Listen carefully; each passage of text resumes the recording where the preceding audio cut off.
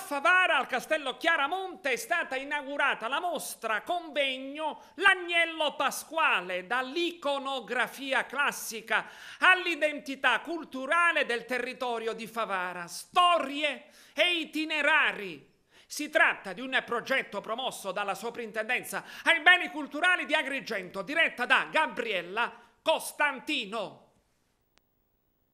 La manifestazione di oggi, che comprende il convegno e la mostra, rientra in un progetto più ampio di valorizzazione del territorio di Favara e parte dal prodotto tipico, appunto simbolo di eccellenza di Favara, la tipicità, l'Agnello Pasquale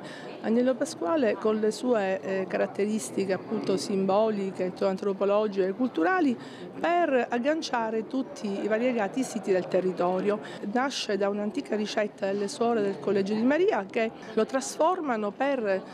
farlo assaggiare al futuro Papa Roncalli, che nel 23 è in visita a Favara e che elogia questa tipicità che ormai è caratterizzante del territorio di Favara. Noi riteniamo di inserirlo nel REIS, il Registro delle Età Immateriali Siciliane, questo aspetto particolare delle rappresentazioni del periodo pasquale, in modo che venga strutturato come appunto e venga dato un valore di tutela e valorizzazione. E chiaramente in collaborazione con il Comune, una collaborazione che già va avanti da tempo. Abbiamo inaugurato quest'estate il Sofia, che è stata appunto in occasione degli scavi che sono stati compiuti durante il riammodernamento della statale 640. Abbiamo portato avanti col Comune di Favara un altro importante progetto. Tutto questo si inserisce chiaramente in un momento di grande rinascita culturale di Favara, dovuta anche alla Farm Cultural, quindi Farm Cultural, dalla Farm Cultural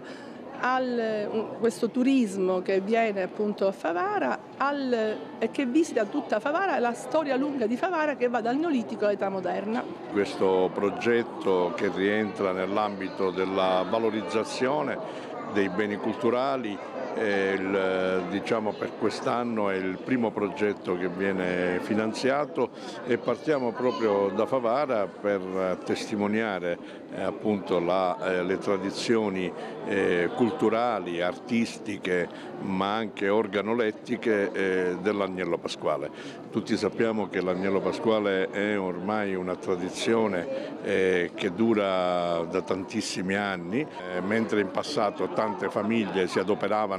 per la confezione di questo agnello. Oggi, grazie al consorzio dell'Agnello Pasquale e grazie al mantenimento di queste tradizioni, in un contesto veramente artistico, monumentale all'interno di questo castello, si è creato un percorso di valorizzazione. Vogliamo con questa iniziativa essere sempre più vicini al territorio, valorizzare appunto le tradizioni, ed è per questo che l'assessore Vermiglio ha voluto finanziare questo progetto, proprio per dare risalto a questa tradizione dell'Agnello Pasquale, che è una tradizione che ormai ha superato anche i confini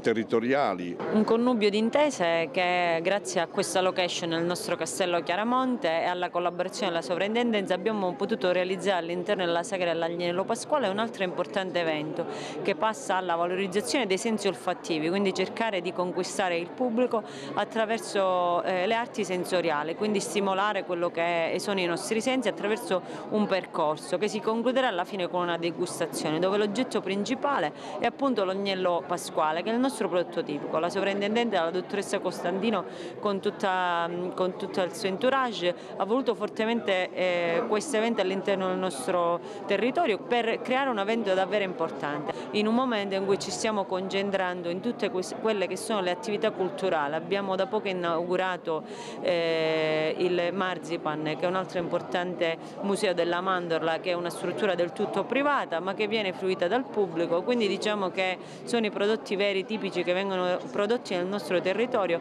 che ci permetteranno di valorizzare quello che è la nostra terra e quindi creare lavoro, creare impresa e valorizzare ancora una volta quella che è la nostra terra.